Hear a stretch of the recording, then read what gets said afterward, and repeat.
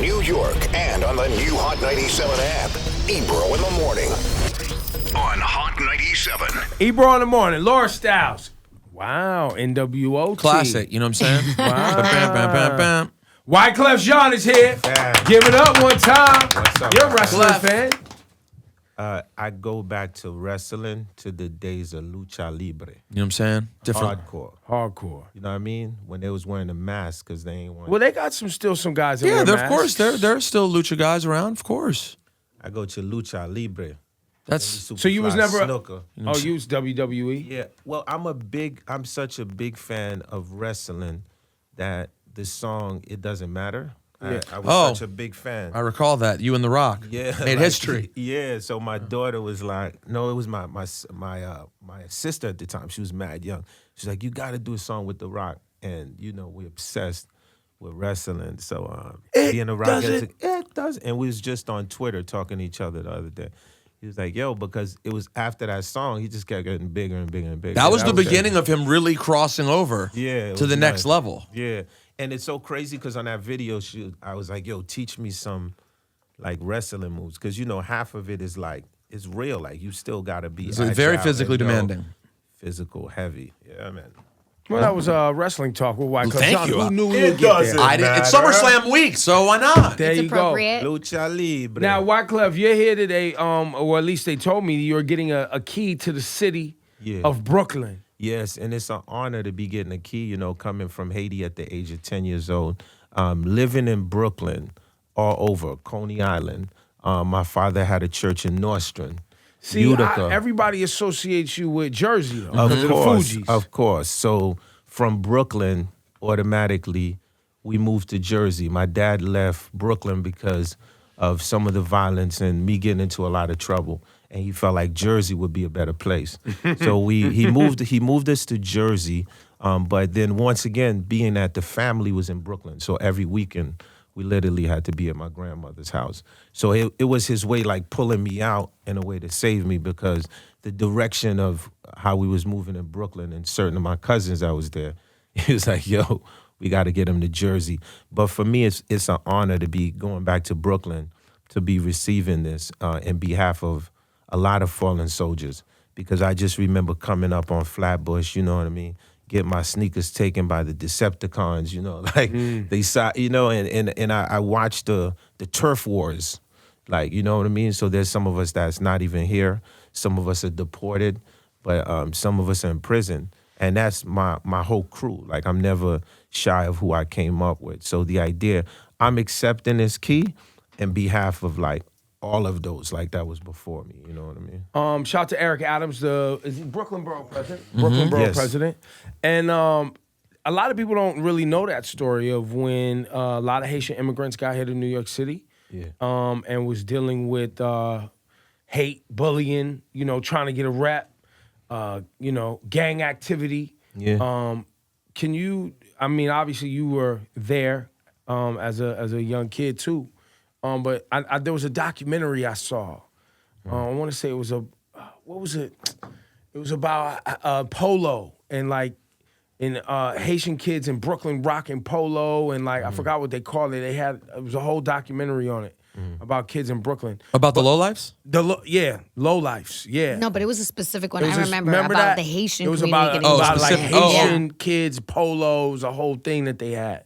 But it's that, you know, kind of being an immigrant, right? Being a refugee, that's why you had the Fugees, but being an immigrant and trying to find your way in America and have your culture be respected, right?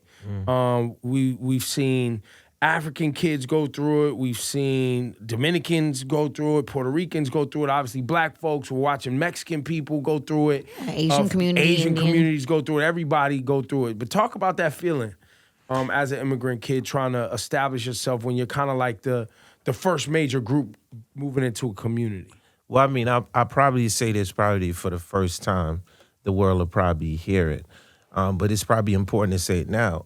I would say there's really, so you would think of like Wyclef, and then there's a name that always comes up, which associates with me, which is Haitian Jack, right? And Haitian Jack is in the DR right now, right? So at the end of the day, when we both was coming up, so Jack's dad is from the same place that my dad's from in Haiti. So when we coming up in America, the thing about it is, whether if I'm doing music, you know, or whether if a kid is going to school, he feels bullied and he's going to stand up for Haitians. At the time, you had two groups of Haitian moving, you know what I'm saying? And I can't say this without saying Mac or Zoe, you know what I mean? So the idea of like the Zoe pound and when you see the kids are talking Zoe, so the Zoe leader is Mac or Zoe. So Zoe was in Miami and we all kids, like barely like 19, 20. And he's like, yo, man, I'm trying to get up out of the streets. I want to create this Zoe movement. So for me, there was so much things And going Zoe means on. Haitian to the bone. Haitian to the bone. And then we had my brother Shakim. Shakim. Who also is Compare. Haitian. Yeah. He manages Queen Latifah. Yeah, works and then with Queen so, Latifah. yep, and then Shakim gave the Fugees their first break. So I only say these names because at the end of the day, we all are affiliated somehow in some way.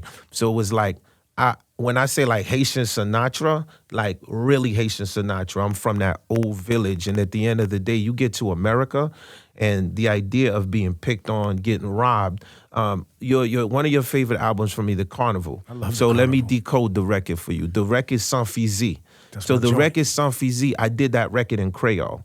And the record is, what I'm saying in Creole is at the time, it's 1997. And I'm sending the signals, right, to my set at the time. So think about how you would have sets, so you have hand signs, right? So when I say my set, I mean that. I'm sending a signal to everyone that's red and blue at the time, and I'm saying, don't leave home without your guns. That's what I'm saying in the record. And I'm saying, make sure that your gun is on you, because when they come for you, it's after they rob you, then the police show up, right? And at the end of the day, I knew at the time I couldn't say that in English, right? But I felt like we was in a position where it was vulnerability, and at the end of the day, now we're in 2018. Am I gonna be like, yo, you know, you get older and you be like, okay, grown, there's you different grown. ways to do it. But at the end of the day, it was all the same struggle. Like the struggle was very real to the point where Haitians wasn't saying that they were Haitians. So by the time we got with the Fugees, I'd be like, yo, if you really want to know the DNA of the group, you got to go back to the beginning. So the idea of the refugee camp from the gate, man, I don't know if anybody visited a refugee camp. It's not a sexy thing to be in a camp. So we was like, we would take a word that was a negative, right? Like we do in hip hop. Yeah. And then now we turn that word and turn it to a positive. So being at that Grammys, dog, and I remember we about to go on stage and I was like, yo, where's my Haitian flag? You know, so think about it. Like that moment, everybody, think about what you be thinking about. You're about to perform at the Grammys. You're supposed to be focused on the performance. And I was like, yo, I need the Haitian flag. And my brother Steve Marley got the Jamaican flag. And the reason in the Grammys you see the Haitian flag and the Jamaican flag is because there was a unification we wanted to do. Because on the Bush at the time, on Flatbush at the time, it wasn't peaceful with the peace. Jamaicans and the Haitians. So when we put this flag up like that and said, look, we brothers, at the end of the day, we felt like that helped the culture in that sense. So for me, you could always decode like someone by their DNA, like what are they doing when they at their height. So the issue of not just Haiti, the idea of any diaspora coming from anywhere, and you come in the States, and then you got to learn how to speak English and got to figure the culture out. It's really a culture shock. You know what I'm saying? Sans Fizi is my joint. Sans Fizi. Yo, il s'est cap dit marché New York sans fusil. Ouais, do messieurs, on va dire. What? If we're going, Never knew what was being said in the record, but it sounded if incredible. we're going way back in the day to beefs which have simmered and settled, Flatbush Avenue, how's the beef with LL Cool J these days? Are y'all good? Oh, Okay, Lord. so you know what? Yo, you know what? That should segue into the next mixtape, right? So this is perfect. So the new mixtape that I'm doing is called Wyclef Goes Back to School. Okay. Where I'm focused on the production and giving different college kids throughout the United States a chance to just spit and sing on. It's like I call it like a coffee cup project. Inside of this record, I was like, okay, the first song that has to be on this tape is me and Canibus, right? So the intro is my letter to Canibus, right? So in the letter to Canibus, so I I'm writing Canibus, and it's when are you writing Canibus? When's it? No, like, I'm saying this is the first. This is how the mixtape start. Okay. You just gave me right, but you're making this up as we speak. No, I read this idea. record already exists. Okay, got it. Yeah, so the record is called, because you brought up LL. The record is called Dear Canibus, right? So the whole tape starts off with Canibus, and I don't want to give it away too much because you're gonna bug out when you hear it. But I'm just like, yo, you was my favorite battle rapper. You know, why you pull a notebook on disaster, right? This is how the record starts. And he goes into this record. Then I talk about, I made peace with LL at Pun's funeral, and that was for the both of us. So the whole idea with the record was, I was like, yo, Ken, I'm going to send you some words, and I need you to spit back to me as honest and as pure as you can. So at the end of the day... So he rhymes back to you on the record? He rhymes back. He has to answer. So the whole record is, so it's called The Letter to Canibus. And when I called them up, I was like, at the end of the day, there's still some unclosed positions. Because to me, your battle rapping breeded a whole new generation of like kids. When we watching King of the Dot, or we watching URL, the whole thing is at a whole nother level, right now. So for me, it was important that he answered the letter. Did you and Canibus stay in touch over the years? Yeah, we stayed in touch, and then we then I went into the presidential thing. He actually went into the military. Yeah, you right? Right. And then wow, so I he didn't know really went into the military. And then he got out. So for me, once again, like, what beef could it really be with LL? When I saw Pun at LL's funeral, all I could do shake LL's hand and give him a hug. I mean, this is LL, like, you know what I'm saying? Like, I couldn't even speak English. I saw him on the video screen show up with the radio. It was like, my radio, believe me, I like it loud. I was like, yo, we gonna be like this guy. LL likes a little lyrical, musical skirmish. Though. Don't you worry, have problems with LL. Yeah, I've gotten into it with him on Wax also. So it's not only you. No wax. No wax Yeah. was involved. Stop lying. Well, we were rapping though. yeah, I but there was mean- no wax. Maybe not officially. Nobody ever actually pressed any vinyl. No, we didn't. We decided not to press a vinyl for that You one. decided not But to. what, do you ever look back at, because Canibus was slept on, influential, not only battle rap scene, in my opinion, the first internet rapper of all time as well, because he blew up on the internet good first point. and I never talked thought about about it, was very open about it. Do you look back with some regret about how that his project eventually turned out? Because it was seen as, the album itself was viewed as a big disappointment given how big his setup was leading up to it. Yeah. So I heard an interview from y'all, right? And in the interview... Oh, no. This usually means Yeah. we said something stupid or wrong. No, actually what y'all said was ill, right? Okay, good. And the interview was talking about, y'all was talking about like music videos, and y'all was talking about Childish Gambino. And So was this 30 seconds ago? Because we This just wasn't had... an interview. This was just on the radio today. yeah, but this gonna air tomorrow, right? Oh, good idea. Okay. Yeah, you see how, You're y'all know smart. my Yes, intel. my bad. You're tight. You're tight. You're a professional. No, I got y'all. But I was, so I heard y'all talking about the idea of how sometimes things are so futuristic, and it takes the norm, like, it takes a while. People can't wrap their brain so around think about living history in the moment. Right. until All right. it's So in think the rear about view. it. So I think like in 100 years from now, when they go back and study this is what you're gonna say. So for me, I've watched Canibus build a website before anyone built an actual website. He knew what it was. I was seeing Canibus talk about cryptocurrency where we thought he was crazy. He was like, yo, man, this is where the world's going. And I used to just see him writing his rhymes on the computer. I was like, who does this? You know what I'm saying to you? So for me, I always felt like he was ahead of his time, right? But what ended up happening is, within this music business, you have freshman, sophomore, junior, senior, right? By the time you get to the senior, you just iconic, right? Every month, like I said, it's a summer jam in a different part of the world, whether if I'm in the Black Sea, anywhere, right? So the freshman year could be tricky because the expectations and then so just so you a know, lengthy way of you saying that the expectations were too high on that first Canibus album and people didn't get it. and I talked about the Eminem thing in Canibus too, which we talked about on this song of what happened, right? Because at the end of the day, I just felt also, and I was vocal with this, because when Eminem came down to the video shoot and I introduced him to Canibus, I felt like if there was a unification there, I just felt like the project probably would have went further, you know, at the time. So yes, he was ahead of his time, man. I remember Common was here recently. We talked about making a name for ourselves, the record that Canibus and Common did together. And Common was like, yo, I went back and Canibus ate my ass on that record. Like, I didn't. Hey, Whoa. yo, I think he actually does say that. I think that Canibus did use the phrase "eat my ass" a lot, by the way. But either way, neither here nor there. Eat MCs. But he was just saying like how impressive when you go back and listen to Canibus's features throughout that time, that whole year. Canibus was on it.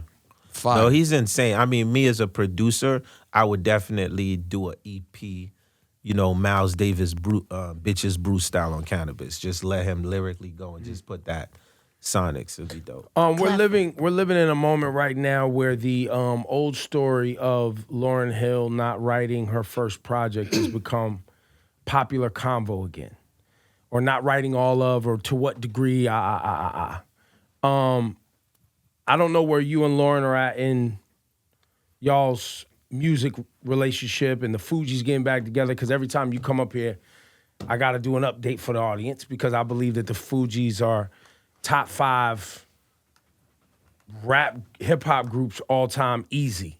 It's almost not even fair, like when you think, because y'all are playing instruments, singing, rap, like it's not even fair, right, to compare y'all to a regular hip-hop group.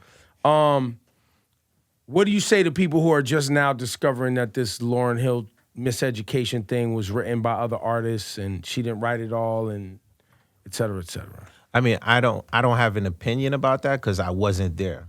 So I don't know the producers that she worked with. So, I mean, I have But you no know Lauryn comment. to write her raps and do her shit. She's writes her raps. In the time that we was doing the score, in the time that we worked together, there was nobody ever writing something to say like, oh, so-and-so wrote that. So past the score and the Miseducation, the album you speak about, I can't comment on it because I wasn't really there. Right, you wasn't part of that. I wasn't there. But also, I hate to keep plugging my mixtape. But once Back to again, the mixtape. I'm asked on that question about the Fugees thing, and I did mention that. On the tape. Canibus asked me about that. He says, yo, when the... Why you bullshitting when the y'all going on tour? Yeah, he said, I see you touring, say what's up to Shaman. When the Fugees getting back together, because you know I'm not bullshitting, I'm working. Right. And I said, yo, that's a Dave Chappelle question. You know what I'm saying? They do because say when you Dave look Chappelle at, is literally the only human that could get you guys back together again. well, I think Dave Chappelle, remember with the block party, Dave Chappelle has a charismatic thing about him. He has like a way, you know what I'm saying? Like when you see him, it's like, it's Dave, you know what I'm saying? he asked us to come and perform. We're here. Yeah, an incredible dude. Yeah, so I mean, that's really where I'm at. I really don't know. I mean, I wasn't there for that. I was singing "Someone Please Call 911" when that was going on. You stunting now? You saying you had your own thing going on at the No, time? I was singing. That's what You I had a was hit. singing. You had another hit. Someone please call. That's where I was at. Speaking of singing, introduce us to this young lady here. Okay, so I'm gonna introduce you. This young lady goes by the name of Jazzy Amra. What's up? Okay. From the Bronx. Oh, New York native. Yeah. Yeah. What part of the Bronx? Kingsbridge. Sobro? Kingsbridge Road. Sobro. Yeah, Sobro. How did Yeah, you find she did. Jazzy, Clef? How did you find Jazzy? I would say Jazzy came to me by the CEO of Heads Music, Madeline Nelson. Matt. And Maddie was like, look, you know, And what's Madeline? Who's this? Madeline's the Nelson? CEO of Heads Music. Okay. Heads Music is an independent label, branding, marketing, all-female ran label. And we should trust this Madeline. Yeah, we should trust 100%, you know, and definitely me, I'm going to support and back up a company that's all-female, so definitely. I think that's smart. Of course, and for me, looking where the future is going, it's Future's very female. smart. Well, it's always been female. They've just been in the background. That ain't the Yes. forefront. Right? Fact. What is it about Jazzy that you found so special? I found the rawness of like when I heard singers in the past sing with no instruments. So I'm a church boy. So for me, singing is all about vibration. And I don't look for someone who can sing now, but I look at it like, yo, 7 years from now, can she still be here when y'all mean to be like, oh, what was up with that record? Her idea of her storytelling, I feel like she's chosen for something. I don't want to talk in her behalf, but she has a very strong story. When I heard it, I just felt it was just going to be another singer, you know? Are you, Thank you, Jazzy, Cliff. are you singing for us today? Of course. Because I don't. So fast. Wait, we don't have to do that. I got it. I got it. Go ahead, Jazzy. Acapella. Go ahead, I like that. Okay. We don't even talk anymore. And we don't even know what we argue about. Don't even say I love you no more. 'Cause saying how we feel is no longer allowed. Some people work things out and some just don't know how to change. Let's not wait till the water runs dry. We might watch our whole lives pass us by. Let's not wait till the water runs dry and make the biggest mistake of our lives. Don't do it, baby. Okay, Jazzy. All right, Jazzy. Pure vocal. Thank you, thank you, Pure thank you. vocal, nice tone. And why is Boyz II Men just in the atmosphere today? Right, they're going on tour with Bruno. Yeah, Boyz II Men's going on the road with Bruno Mars, and they. Yo, we the were whole talking time about- she was singing that, I was like, yo, who sang this song? I remember this song. Oh, you do? Glad you put it- Throwback. Yeah, that's Boyz II Men. Jazzy, Big did deal. you grow They up made in $1 jillion Excuse off me? that. Did you grow up in a musical household? Well, my mom used to sing. And so I lived with my mom at a rehab. And when I got taken away from her, like the only strong memory I had of her was her singing. So I would just sing around the house and stuff like that. And then people would tell me like, wait, hold up. You got a voice on you. You should take it serious. And every time I would sing, like, it would feel so good. So I know this is what I'm destined for. Do you also write? I do. Yeah. I write, I sing, and yeah. Jazzy, it was nice to meet you. Nice to meet you too. Now, back to you, sir. I have a public announcement. Oh, gosh, here we go. Check it out. I'm gonna be with Funk Master Flex September 6th at Sony Hall. Sony Now, if you haven't been to a Wyclef concert, like, you know, this is an important show to be at Why? because the carnival man do not play. I don't think in this generation, the idea of showing up in a man playing 10 instruments, the idea of turning a complete audience into a frenzy and an interactive show, it just don't exist. So it's important that I always tell the youth that are doing it right now, right? All of the youth that are listening to Uncle Wyclef, if you are in the area, it's very important to come to the show. And I'm inviting y'all to my wife's fashion show also, September the 8th. These are a lot of appointments you putting in my calendar. That's Yeah, the 6th and the 8th? Yeah, and the 8th The whole is week is important. Wyclef Y'all week. good? I mean, The I'm 8th? not, you're trying to Pier overcommit me right now. I 59. feel a lot of pressure. Nah, Pier This is a 59. Thursday and a Saturday. Yes. Y'all in? Yep. I'm ready. not going to commit yet. I feel too much pressure. Come on, Ebro. You can't commit, man. What is your wife's fashion show? So it's incredible. Her line is called Fuchsia. And when we had my daughter 13 years ago, she basically stopped the line to raise my daughter. And at the time, we was doing Bryant Park. So it was her, it was Fat Forum, it was Baby Fat. And everyone used to go to the shows. And she literally stopped. And now that my daughter is older, she decides that she's gonna go back. Similar to me, the way that I just hear music is how she hears fashion. She sees fashion. So for me, once again, women power, the idea of going back, I support that 100%. To see a black designer at the Pier 59 with Haitian roots, you know what I mean? It's incredible. Fuchsia, you coming? yeah, I'm coming. All right, For perfect. sure. I'm in. She's in that fashion SVP, world. everybody. Okay, dope. She's in that fashion. I'm just a zone. fan. I'm a She's fan. a fan. All right, dope. All right, Art, dope. fashion, that's her zone. Beautiful. And telling us to shut the fuck up. I got you, man. Professional at it. Y'all give it up for Wyclef Jean. Nice to meet you, Jazzy. Thank you so much, bro. Thank you, my family. Love.